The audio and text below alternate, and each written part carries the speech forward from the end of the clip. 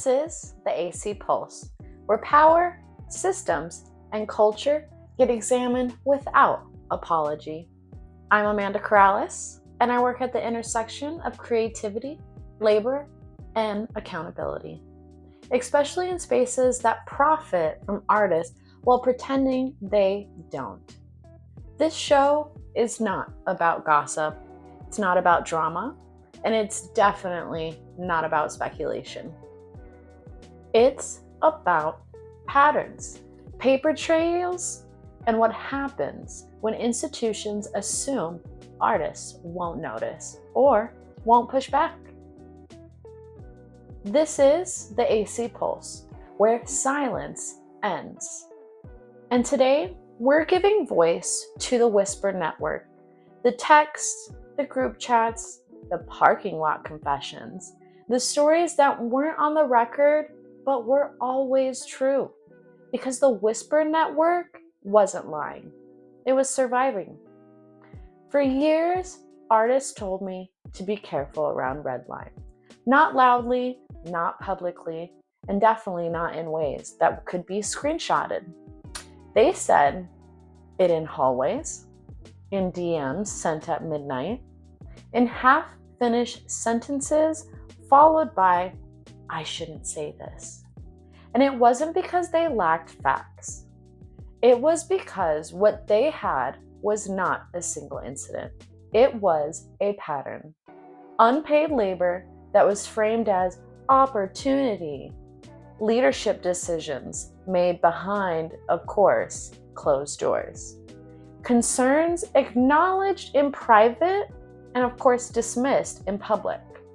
Funding that quietly disappeared after someone spoke up.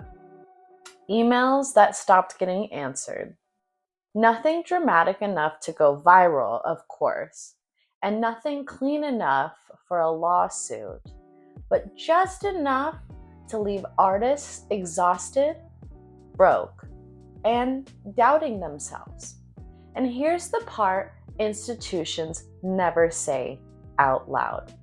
Silence isn't accidental, it's cultivated. Because Denver's art scene is small. Because everyone knows everyone. Because once you're labeled difficult, emotional, or non-collaborative, you're done. So artists learned to whisper. Not because the truth was weak, but because telling it out loud came with consequences. The truth didn't disappear. It just learned how to survive underground. Institutional blacklisting. Let's talk about how reputations actually work. Not the LinkedIn version, not the grant application version, the real one. Artists are told to build a brand, be visible, be grateful, be flexible, be collaborative. But there's a rule they don't print anywhere. You're only a professional as long as you're compliant. One boundary, one hard question, one refusal to work for free, and one email asking for accountability.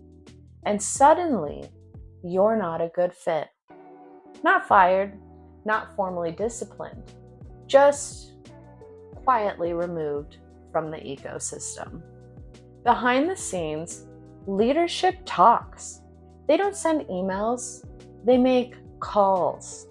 They speak in hypotheticals, and they express concerns. Have you worked with them before? They're talented, but we just want to protect the community.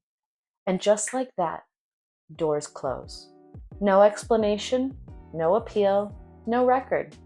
This is institutional blacklisting. Soft enough to deny, subtle enough to survive scrutiny, and effective enough to end careers. And when artists start asking about policy, labor, or power, those whispers get weaponized. You're no longer passionate, you're volatile. You're no longer engaged, you're risky. You're no longer an artist, you're a liability. And that's how systems punish people without ever admitting they did. Why this network exists?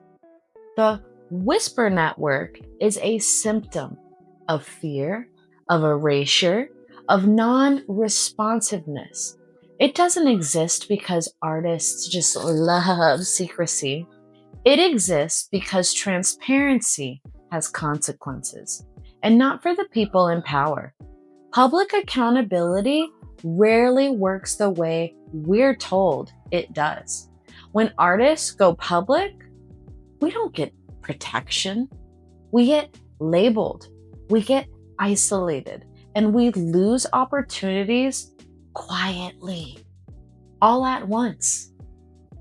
Not the institutions, not the executives, and definitely not the funders. Us. We're the ones who stop getting calls. We're the ones whose emails don't get returned.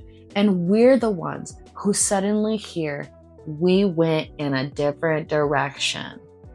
So artists adapt. We warn each other instead. We compare notes. We pass names carefully. We have to ask, have you worked with them? Because we sign contracts or say yes to opportunities. We ask, have you worked with them? Before we sign contracts or say yes to opportunities.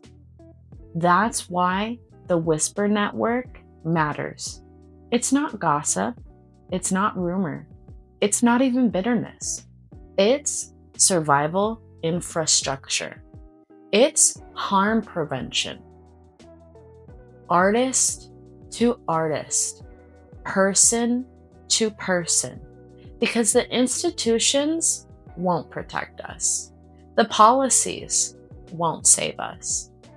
And the funders won't intervene. So we have to protect each other quietly, strategically, and until systems change, necessarily.